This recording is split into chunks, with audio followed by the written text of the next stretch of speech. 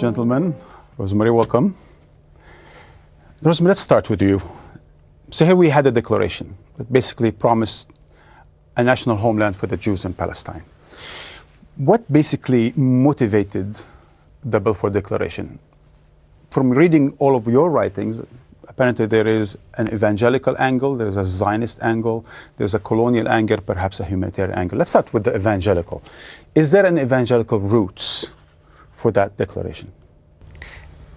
For those British members of the British establishment at the time who were Christian with an evangelical bent, yes, but I think it's important to recognize that the man who penned the original letter to Lord Rothschild, in other words, Lord Balfour, was not motivated by an evangelical Christian mission. In fact, at the same time as he was writing that letter, he was also shepherding through the British Parliament a piece of legislation which would limit Jewish immigration to Britain. But is there a contradiction between promising national homeland for the Jews in Palestine and passing laws that are not friendly to Jews in England? There's no contradiction whatsoever. In fact, they were mooting the idea of a Jewish homeland somewhere else in the empire.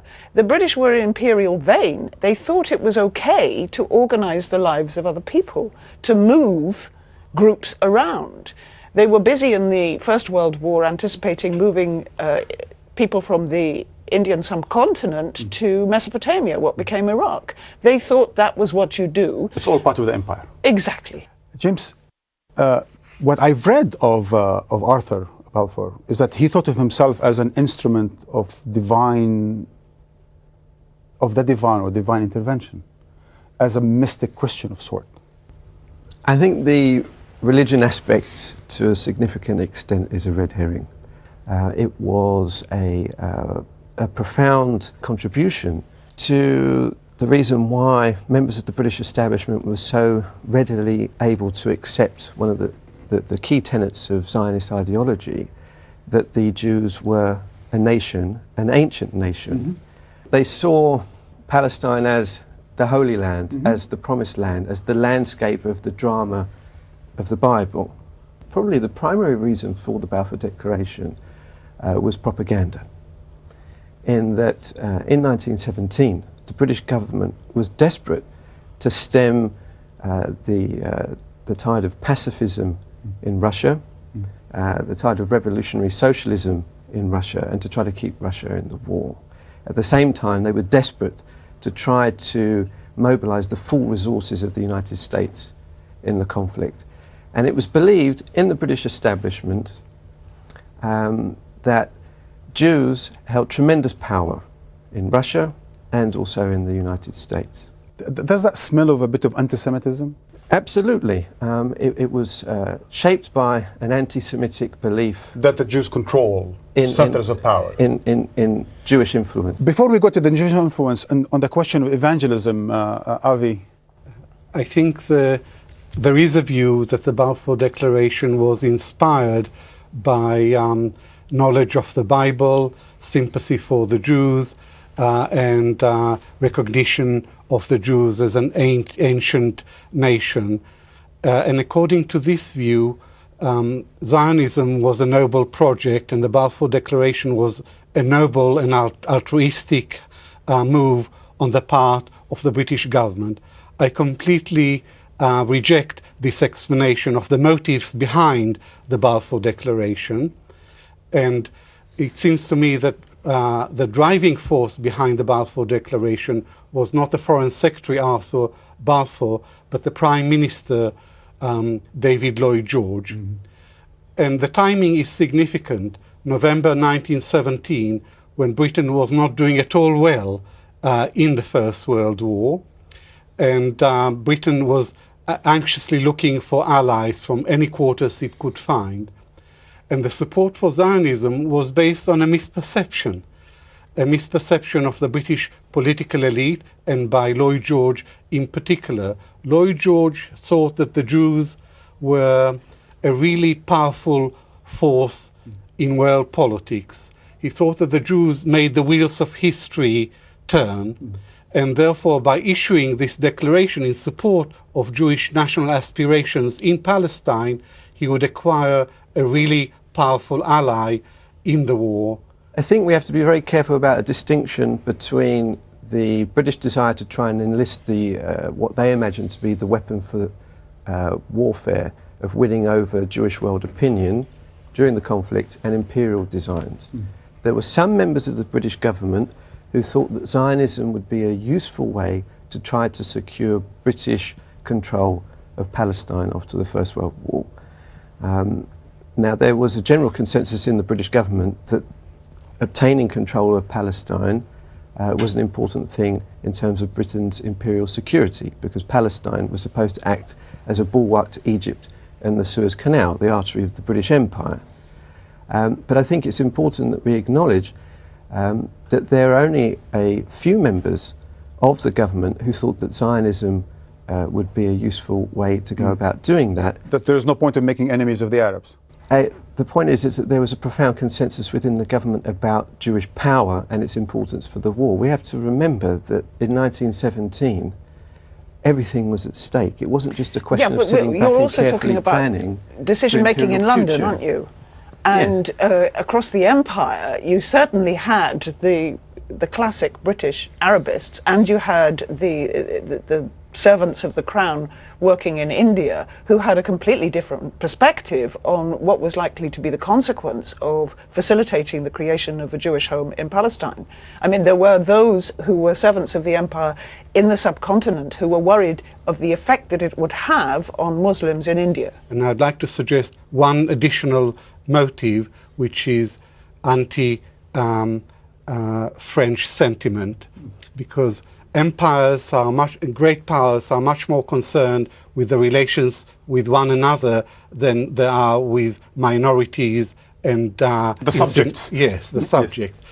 So behind the Balfour Declaration, there is a colonial mindset which dismissed as of no significance the Arab majority, the Muslim majority in Palestine. But there is also a calculation which was directed against the French, because in 1916, Britain and France signed the Sykes-Picot Agreement, a secret agreement to carve up the Middle East into spheres of influence between them. And Palestine wasn't assigned either to Britain or to France. And Lloyd George thought that was a mistake, and he wanted to acquire Palestine for the British sphere of influence. And one way of doing this is forming the alliance with the Zionists, who would then claim Palestine, and then Britain would have an entree into Palestine through its Zionist ally. How would you, in this context, judge or evaluate the language used in those very few words of the declaration? The wording is fascinating, Yes. which is why scholars have been discussing them ever since. The Balfour Declaration promised British support for the establishment of a national home for the Jewish people in Palestine, provided it didn't prejudice the civil and religious rights of the non-Jewish communities in Palestine. Now, in 1917, the Jews were 10% of the population, and the Muslims were 90%. And it's absurd to offer a national home, national rights, to a minority of 10% and ignore the rights, the natural rights of the majority. But that's precisely what Balfour did in his declaration, and that's why it's such a classic colonial document. Okay, but I don't think it's only colonial. I'm always fascinated by the capacity of the British to depict things in a way that kind of glosses over the kind of problems that the logic of the words, the document, would imply. Such as? Well, basically that this homeland, they didn't define what the size of it would be. They didn't define what the population spread would end up being. They didn't trouble themselves with whether it would be a kind of cultural home or it would be a sovereign state. In fact, I don't think most of the British establishment envisaged sovereign statehood for anybody in the empire at that time. But empires do thrive on generalities, don't they? They don't Or care for obfuscation, nuance, on fudge. detail. And ambiguities. Which Which because are, they're the one who can interpret yes, it later. Yes, to suit their own interests. Exactly. But the ambiguities that are not constructive ambiguities, they are destructive ambiguities for the subjects. Yes. And the wording of the Balfour Declaration came back to haunt the British in the interwar period. The dialogue between the Zionists and the British authorities went as follows. The Zionists said, "But you promised us a state."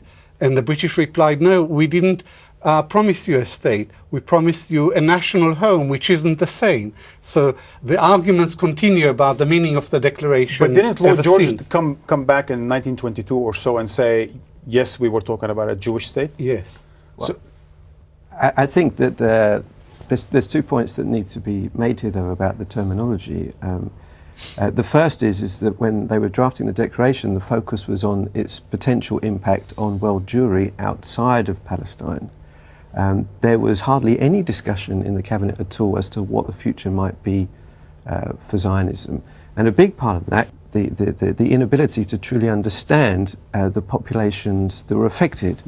On the one hand, the Palestinian population were not considered to be a national community. They were considered to be a hodgepodge. right. They were thought by the British not to be a significant concern. And in addition to that, the British also completely, for the most part, completely misunderstood Zionism. They thought that mainstream Zionism was not a statist movement. They misunderstood Jews and Zionism and Arabs. They thought that they were backward. They thought Jews were more advanced than Arabs, but they thought that both communities were backward. And they assumed that because they were backward, they would never seriously consider that they would actually have proper independence.